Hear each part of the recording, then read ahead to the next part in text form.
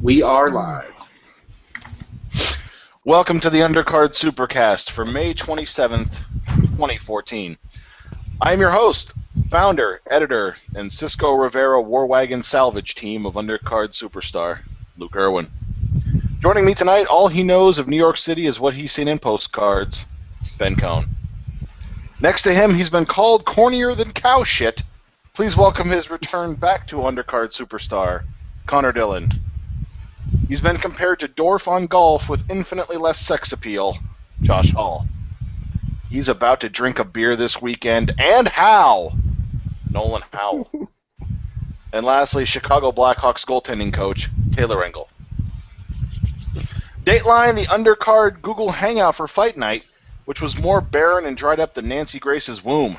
So thank you for that, guys. But regardless, that's where I was watching fights this weekend. In honor of Dan Cormier's brilliant scoop slam of Dan Henderson, who wins your golden Big John stud, and which deplorable soul gets saddled with the depressing, disgusting, reprehensible, Germanly erotic golden poop? Ben? Well, Big John stud, I mean, is anyone really going to give it to anybody other than TJ Dillashaw, who came in as an 8-1 underdog? Josh did a very, he wrote very well about this one, but it was the most unexpected result out of any possible result. A flash knockout, a submission in the middle of a transition, even a decision by lay and pray were all results people could see happening. Nobody saw TJ Dillashaw coming in, knocking down Barao in the first round, and dominating until finishing him in the fifth round, becoming the sixth person to finish a fight in the fifth round of a championship fight. Research incoming. But it's insane. You can't give it to anybody other than TJ Dillashaw. The golden poop. I mean, I actually am going to go and give it to Al Iaquinta. The reason why is because he was dominating the fight. He looked really good, and then he just had this gorgeous Darce choke slipped in from the bottom by Mitch Clark and just went out. It's so beautiful. It's so beautiful. I was struggling to decide whether to give it to him because he was dominating the fight beforehand, but for you to dominate a fight like that and then just get caught like that from the most unexpected position, that I really feel like that actually sets him back a lot, especially since it's Mitch Clark, who's Saskatchewan's pride and joy. I thought it was the Saskatchewan Roughriders. Holy shit, somebody knows who they are. Sure. Sure. But yeah, he gets my golden poop. Connor? I want my golden Big John stud. I want to give that out to a combination, TJ Dillashaw and Senior Dwayne Bang Ludwig. I feel like he was able to mold TJ into the best fighter to take out Barao that could be had at the moment. And obviously, if TJ wasn't, as good and as skillful as he could be, he wouldn't have won, especially by finish against literally one of the guys who is at the top of the pound-for-pound rankings. So I want to give it to those two guys in tandem. Now, my golden poop, I want to give this to another coach, thanks to this glorious quote that came from Andre Pederneiras, and I had to butcher his name to make my comeback. Attaboy. There you go. So here he goes. He said, "This is what got me. After the first knockdown, Hennen couldn't get into the fight anymore, and he went dizzy with every blow. Even between the rounds, when we were talking to him, he wasn't even looking at us. So, your championship-level fighter who happened to get concussed, because he got, concussed in the first round, is, too fucked up to listen to your directions, and you still let him fight? What the fuck? Either All right. he's trying to cop out for Barao's poor performance, but what he's doing is he's actually making himself look like a culpable asshole. He's losing on both edges of the sword. But he was giving that as a reason that Barao deserves a rematch in Brazil, an immediate rematch in Brazil. Yeah, exactly. That's the logic of Andre Pederneiras right now. Yeah. Logic. So yeah, that he gets my golden poop. God. Josh? Yeah, I mean, I want to talk about somebody that's not TJ Dillashaw, but so Golden Big John Stud, we'll throw it to Cormier because he threw Hendo everywhere he wanted in that fight. And I mean, I know that everybody talks that Henderson's past his prime, which is true, but even a past his prime Dan Henderson has never been ragdolled like that by anyone or even close to it. And I mean, Cormier was doing things to him that looked like it would had to almost be scripted. It was so easy and looked so fluid. His little scoop slam into the trip was just, I mean, that's just not even fair for a guy his size and strength to have that kind of footwork and speed. So I'll throw it his way, but I mean, Dillashaw was incredible, and that was pretty much a perfect fight. Golden Poop, Connor talked about it a little bit, but I actually want to expand it just a little more past Andre Pederneiras and throw it to Jamie Varner's corner as well. When you see your man's ankle roll underneath him and you see his leg buckle and he gets back up and he's trying to fight and he can't put weight on it, you stop the fight. You throw in the towel and you save him. He was sitting there eating leg kicks on his broken ankle, just fighting with every bit he had, getting takedowns. He was competitive in the round, so it's not the referee's job to stop the fight. It's his corner's job to protect him. And between that and the Barao fight and Pederneiras, I mean, that's how you get a guy killed. And he probably should know a little something about it since he's had a fighter die under his watch not that long ago. And, I mean, it's really disappointing. And as a fan, it's hard to watch. My Golden Big John Stud, I think, is going to go to Dwayne Ludwig. It's his title as much as it is anybody's. Alpha Male was a group of tiny, head-down shoot wrestlers before he got there, and now they're all licensed killers. And who would have thought that it wasn't Faber, it wasn't Mendez, it wasn't Benavidez, it wasn't Feely, it wasn't anybody else on that roster, but it was little TJ Dillashaw coming through and getting Alpha Male their first UFC championship. The Golden Poop goes to TJ Dillashaw because he will be unable to defend his title on EA UFC. But no, by all means, keep making Timac an unlockable character that you're working on, I'm sure. Wait, what? merely quoting the UFC's priorities. So you know what? You can't have everything, Dillashaw. And subsequent Golden Poop for the ref that stepped on Varner's foot after the fight was over and he walked into the cage. Just phenomenal spatial awareness there.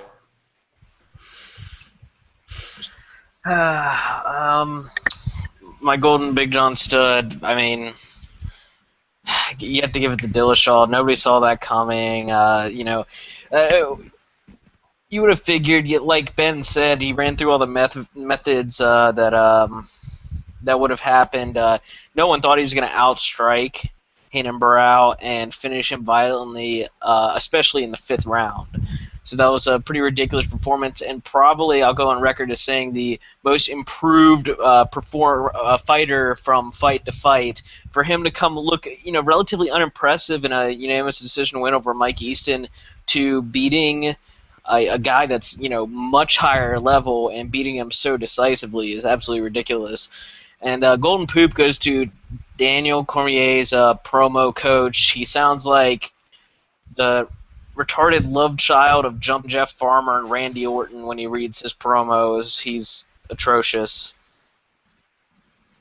Daniel. My Golden Big John Shaft or whatever we're calling it is because I'm never gonna pick the same person as everybody else because that's no fun. I'm gonna go with Tony Ferguson. got pretty much no press for his knockout of Kakuno this weekend. He looked damn good. It was a really fun fight. Kakuno kind of took the first 45 seconds of the fight, looked really sharp, and after that Ferguson just beat him up. I don't think he's going to be a contender at 155, but I think he'll be a fun guy to have kind of in that Edson Barboza kind of tier. I think those two would put on a really fun fight if we could make that happen sometime. And Golden Poop, man, there are a lot of lackluster performances. I'll give it to Dan Henderson's life choices. There's no reason for Dan Henderson to be fighting anymore. Dan Henderson's looked like complete shit in his last two fights. What did he land, like 8 strikes or something in his fight against Cormier, something like that? Like, he just looked awful. There's no reason for him to be fighting anymore. I think he had one significant. Jesus. Like, there's no reason for him to be fighting, and if he is fighting, there's no reason for him to be fighting at that upper tier anymore. Let him fight in those kind of Chael Vanderlei, Rich Franklin kind of style fights where you're not really fighting, you're just kind of in a cage throwing jabs and attempting takedowns. Like, get him for the buys, and that's about it. There's no reason for him to go in there and get the shit stomped out of him by upper tier guys anymore. All right, Dateline, Las Vegas, Nevada. The dust is now settled on UFC 150 or UFC 173, excuse me. And Robbie Lawler is booked against Matt Brown, while Dan Cormier seemingly is in the on-deck circle waiting for Jones Gustafsson. So what becomes of our main eventers, guys? Who do you see Dillashaw making his first title defense against? And what's next for Renan Barao? Benjamin. I think the only logical conclusion with title contenders right now for Dillashaw, since there's no way they do a rematch, I would want to give it to a Sun Sal. I don't think there's any reason not to. He's on a 6-fight win streak, right? He at bantamweight, yes, he's 6-0. 6-0. He's on a 6-fight win streak and 6-0 at bantamweight. He does have that split decision win that many feel he lost to Dillashaw. Book the fight. I mean, they didn't want to book a Sun Sal against Barao for the reason that they felt he couldn't win. But we saw Sun Sal was competitive with Dillashaw a couple of fights ago. 2 fights ago, to be exact. MMA math is flawless. I know, MMA math is flawless, but you can definitely market it. That's the important thing. They need to market it. For Barao, and this is all short term, but for Barao, I would say throw him in with Mizugaki. Mizugaki's on a 5-fight win streak. He's, he does need to step up. Let's see how he looks against the former title holder. A bounce-back fight for Barao on paper, because he should be able to beat Mizugaki. He could look good doing it. Or Mizugaki just has a career resurgence in Barao, and that throws him right into title contention. I think it's a good fight, and it was on the same card, so they might be able to have similar recovery times, even though Barao took a hellacious beating. Long-term, for Dillashaw, I think the best thing that can happen for bantamweight and for him in a title fight is for John Dodson to move up. John Dodson knocked him out in the Ultimate Fighter finale, and many people say, oh, it was a tough fight. Yeah, but they had a full camp. It was a long time ago, it was obviously, but throw him in there. His power clearly translates to 135. He'll have a massive speed advantage over every fighter in that division. Let's see how he looks against the upper echelon. Throw him in there, give him one fight in the top 10 to see how he fares, then throw him right in with Dillashaw. You can market that like crazy. I think he has a better chance of winning a title at 135 where he has a huge speed advantage over the version of Demetrius Johnson we're seeing right now, who's just insanely good. I think that would be a really good idea for the UFC, and they should probably run it by Dodson. Connor? So I like everything Ben said, but I'm going to disagree a little bit here. What I would like to see, in my dream world, I would love to see TJ Dillashaw's first title defense be against Dominic Cruz. But I'm not going to argue for that. Instead, what I'm going to argue is for a Sun Sal to fight Dillashaw. I want Dominic Cruz to come back against Takeo Mizugaki. And then I want Renan Barao to fight, hey, why not throw in that guy John Dodson that Ben was talking about so much? I feel like that would be a really interesting fight. Dodson definitely has power to KO, anyone. And Renan, I feel like he could come back with a vengeance. So that'd be a really nice fight to see. And then we could always have Faber kind of be the perennial shark circling the random survivors. So whoever wins out of that little tournament, boom, throw him in against Faber, and you have the next title contender. Joshua?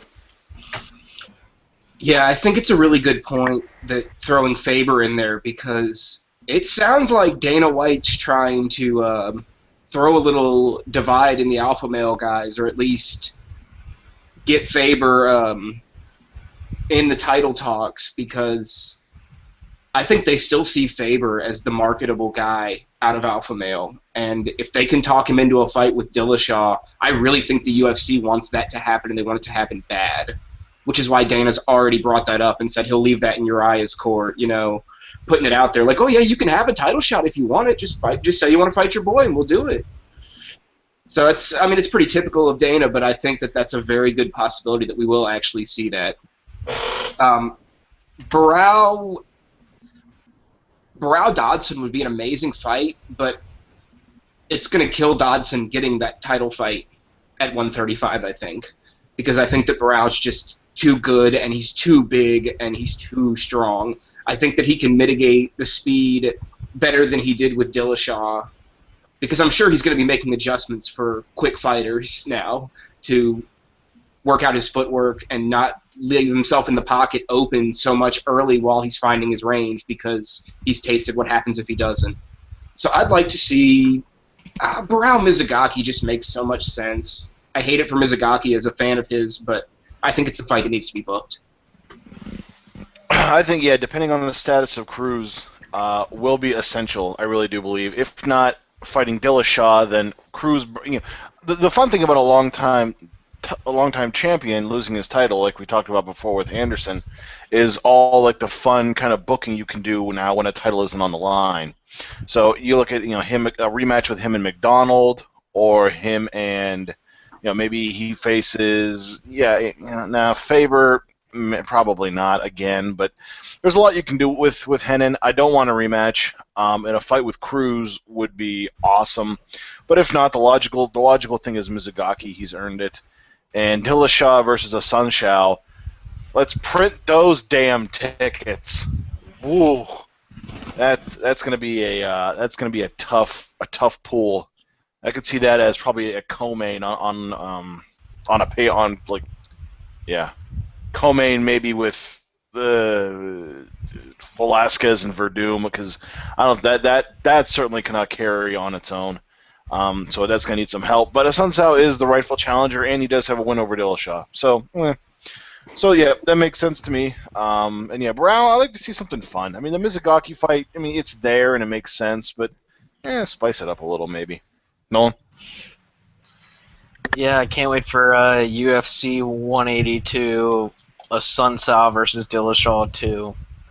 From a business perspective, that fight, doesn't. It won't do big numbers, but it makes sense competition-wise. Maybe you can put it on Fox or something to, get people to tune in, because it's a fight for a title. I do like the Faber Dillashaw fight, and especially, if the UFC marketing machine started to actually work, and they fixed all the cogs in that machine, they could do something fun with that, but God knows they won't, so who cares? Dominic Cruz, if I were him, I would probably take the title fight, especially now that you're not fighting Renan Barao. The Sun Shao one makes the most sense for the title fight, and then Renan Barao, I could see him fighting Mizugaki, I could see him fighting a guy coming off a loss like Mike Easton. That would actually make my day if he beat the piss out of Mike Easton. But Mizugaki seems to make the most sense. You guys pretty much hit all the bases there. Yeah, there is really nothing left for me to say. Dillashaw, he's not going to fight Faber, so I think you kind of have to do a Sun Shao and enjoy your 38 pay-per-view buys. As far as Barao goes, I think him against Alcantara would be really fun, just in the interest of something different. It'd be a It'd be a fun matchup, I guess. If you can't get Cruz for either of them, then I think Alcantara Barao's the way to go. And for a little bonus round, I read this on Twitter after the fights in the 135 division. A little Eddie Wineland Francisco Rivera would be a good one. I'm not sure if Rivera is awake yet from his nap that he took in the cage. He might be trying to sleep that one off. 29-28 Rivera. Yeah, boy, man. They were. Yeah, I'm going to have the same scorecards after the Maldonado fight this weekend. 50-45, toughness. Dateline, London, England. Headquarters of the successful Cage Warriors promotion, who this week, after 7 of their 20 fighters missed weight on their last major card, enacted a new policy where the fine for missing weight is now 60%. Cage Warriors will pocket none of the money, with 40% going to the fighter's opponent directly, and the other 20% going to the fighter's opponent's charity of choice. Lads, is 60% fine for missing weight, and according to them, it will be an even fine no matter if you miss weight by 0.2 or 40 pounds. Connor? I want to say I feel like this is completely reasonable because literally, when you have UFC level fighters sitting there talking about how their job isn't to fight, it's to make weight. The fun part is fighting. You can probably, take it from the word of the highest level competitors that, you should fucking make weight. That's your job. If you fuck up and you don't make weight, like, I don't know what else to tell you besides, man, maybe you shouldn't be fighting at that weight. Go up a weight class or something. And it's probably not good for your health. I mean, there's so many things I could say. So yeah, 60%, especially throwing the fact that 20% of it goes to charity, even if the guy who missed weight's only making 8, like, hey, you shouldn't have fucked up. You know what I mean? Ben? Yeah, that's a little too much. I get what they're trying to do. They're trying to force fighters to really be professional about it and make weight, but what's the top fighter at Cage Warriors making already? Let's say it's 10. All right, let's say it's 10K, including win bonus. 20% of that's a lot, especially since they have to pay camp fees, manager fees, supplements, gym, all that stuff. They're walking home with how much money already? They're fighting maybe 3-4 times a year. It doesn't make sense to fine them 60%. That would mean you're finding if your top fighter makes 10 grand, you're giving him 4,000 for making it. I understand they're trying that you have to be professional, you have to make weight. If you're contractually obligated to make weight, but 60% of a paycheck's ridiculous. So I think it's way too much. I don't understand. 30%, 35, fine, but 60, it's no, too much. Josh? Yeah, I'm actually going to have to agree with Ben here because I think that you're taking guys who I have very little sympathy for people who miss weight, but sometimes things happen. Weight cuts go badly, and it can be just a one-time thing, but it can financially break a fighter, that one mistake, and that's. I don't think that if you're taking 60%, it's just too much. I mean, I like what they're trying to do of getting guys to make weight, but I don't think that that's the way to go about it. I think that if you're taking that much, guys are going to shy away from that promotion because that could be a problem. I think 60 is fine. I really do. I mean, it's one of those things where I follow Cage Warriors, and it's different. I mean, if the UFC did this, I wouldn't like it, but with Cage Warriors, I follow them, and this has been a bit of an epidemic. It's not just a one-time thing. Fighters miss weight all the time in Cage Warriors. I will say you're a low-card guy making maybe, say, 500 a show, and then maybe 500. Guys are coming in purposely on 6-7 pounds over just so they can go, well, 20% fine. All right, it's only 100 out of 500, and I can have a large advantage over my opponent who had to bust ass to try to make his weight. I can stroll in eating a bag of Funyuns and whatever, $100, so take it. So yeah, I mean, this is not just a one-time thing, and This happens all the time in Cage Warriors, so I'm fine, especially with 20% of it going to charity, 40% of it going to the other fighter's purse. It's hefty, but it's also another thing too, where if you can't make that weight, then quit chasing. That's why a lot of cutting weight I think is kind of cowardly in some respects, because if you're just dying to make 125 instead of 135. Just put yourself in better shape and just go for 135. Put on some muscle, gain some strength. It's not that simple, though.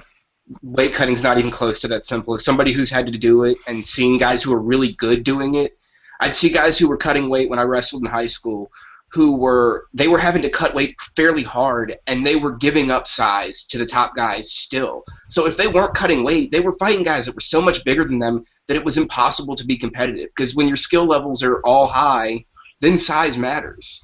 So, I mean, the sport dictates it onto itself. I know it is one of those things where everyone's doing it, so you have to just to keep up. But then again, I mean, if everyone's making weight, then I don't know. Then you have to kind of look at things yourself. What if you made it, and once you miss weight once, you do the normal 20%, but anytime you miss weight subsequently, you have an increased penalty. So if you have habitual offenders, they get weeded out, but you don't have somebody that ends up having to leave fighting because they're so broke after missing weight one time that they can't pay their bills. So how much would John Lineker lose? John Lineker would owe so much money right now. No, that's why maybe I don't know, Josh. Would you do a full scale trial cut before? I mean, you'd have to be extra careful, right? Just do a full scale, maybe 2 trial cuts just to be sure. Do one way, one another way. No, I mean, the weight cutting process, if you are doing it with people that know what they're doing, you're not testing around with methods. You're doing it the same way, and you should see pretty much the same results unless you have a physical issue. But sometimes, you will have an issue where somebody just gets sick and they can't do the cardio to sweat the weight out because their body won't hold up, but they're still trying to fight. They miss weight by like 0.3 of a pound, and they still come in weak as hell, and then you take 60% of their purse. And it's just that in that situation, it doesn't make any sense. So I just think it needs to be not so much of a hardline stance, but if you keep doing it, then we're going to punish you harshly for it because it's habitual. Nolan? I don't really like it for low-level promotion, especially considering the money these guys are losing. That said, I mean it is a step in the right direction for Cage Warriors. It's a smart move. It's a good deterrent. I really don't have an opinion on it other than just like there's some big pros and big cons. I would like to see it implemented more on higher-level promotions. That said, these guys are fighting for peanuts, so. I mean, do you really want them killing themselves in some cases, unfortunately, to make this weight and then losing, getting $500 instead of, $1,200 if they're lucky, if they're high level in that promotion? It's a good move, perhaps a little bit too harsh, though. I'd kind of agree with what Josh and Owen were saying there. On this level, it's way too extreme. It's not really a matter of opinion. I'd say it's, you're taking away these guys' livelihood on a big level where guys are making, maybe $30K to show. Then yeah, absolutely, make it an incremental punishment. First time you get the regular 20%. If it becomes a reoccurring thing, yeah, slap them with a 40, then 60, whatever you want to do, but. No, I think on a Cage Warriors level, where there's guys making, $1,000 a night, taking away, 600 of the $1,000 they're gonna make that night. Yeah, that's borderline inhumane to do that to other people. So, I'd say on a big level it's a good idea, but no, on the small level like that, where guys aren't making much money, no, I think that's way too much. Dateline, Sao, Berlin, England. A mashup of the 3 biggest cards of the weekend, but not the only 3 by far. While last weekend was rather empty, this one certainly is not. Major boxing all over the world, 2 UFC cards, 1 FC, Road FC, The 2014 World Jiu-Jitsu Championship and the 2014 U.S. Wrestling Trials, amongst others, are on tap for the weekend. Which one fight this weekend are you looking forward to the most, Ben? All right, Connor. I feel like the one fight that I'm looking forward to this weekend, man, I'm gonna have to go with Munoz versus Moose Saucy. Moosin. Hey guys, Moosin help. He's back, guys. I'm back. Muhammad. I'm back. He's normal. He's normal. But Can we get Connor to pronounce Tim Biaka Batuka? Biaka Tabuka. Good lord. Stop. All right. Lord. So yeah, Bumblebee Matufala. the Probodnikov. guy that got knocked out terribly by Chris Weidman versus Moose Sauce. That's the fight I'm looking forward to the most. I want to see if Mousasi is his takedown defense is improved at all from the old King Mo days, if you remember what I mean, guys. And and I want to see if Munoz can actually take Mousasi down. So that's kind of the storyline I'm really into this weekend. Josh? I can't believe everybody's not lining up to talk about the incredible CB Dalloway Francis Carmont fight. That should just be a whole incredible, wonderful. Way to steal it, Josh. Such an ass like that. No, if I'm being serious though, because I'm a terrible person, I'm looking forward to Stipe Miocic and Fabio Maldonado, just because it's going to be violent and people are going to get punched in the face a lot. I like that. To me, it's not really close. It's Carl Froch and George Groves too. It's a mega fight. The first fight was fantastic. Groves is the plucky young guy. Put Froch on his ass in round 1, and there was a really bad stoppage in round 9. Froch said he wasn't going to give Groves a rematch, but public demand was too high. Some are actually calling this the biggest bout in British boxing history. It's taking place at Wembley Stadium, not arena, stadium. Now, granted, it's not the old Wembley, as in Queen and Rugby and World Cup, but it's still Wembley Stadium. There's going to be at least 80,000 there, maybe more. It's going to be just an awesome fight and an awesome spectacle. When the Brits do boxing well, it's probably better than anywhere else in the world as far as atmosphere. So I am really, really excited for Froch Groves too, and hopefully St. George gets his comeuppance on the dastardly Carl Froch. Nolan? I mean, I really want my boy Fabio Maldonado to win. That's probably my fight I'm most invested in this week. But I mean, in terms of actual quality and atmosphere of fight, I'm gonna have to go with Groves Froch too. The UK crowds are ridiculous. If you look back, even watch the Ricky Hatton Lemonchenko fight, it was just absolutely electric atmosphere, and that was for a retired, coming out of retirement Hatton. So if you think Wembley Stadium and two British fighters house is probably gonna be divided, it's gonna be ridiculous. And plus, boxing's on fire lately, more so than MMA could ever wish it could be. So that's going to be the fight to watch this weekend. Also, HBO is showing that fight live at 4 o'clock on Saturday, so that's going to be an excellent. And also, they're following that up with Nonito Donaire's fight from Macau. So it's going to be a nice card. Taylor? Is that at 4 as well? After? No, I think did he say Nolan? Did he say Nolan? No. Nonito's fight is going to happen. You shut your face, you fan of awful sports teams. Nonito's fight is going to happen earlier in the day because it's in Macau. So I think it's going to be the Nonito fight's going to be on tape delay. And then they're showing, and then HBO on Saturday night. HBO. I think HBO 2 and HBO Latino have a card at midnight. They're going to follow that card with Groves and Froch, and also Nonito again. So yeah, they're loading up the whole weekend. Taylor, can I talk now, Nolan? Is that all right? Huh?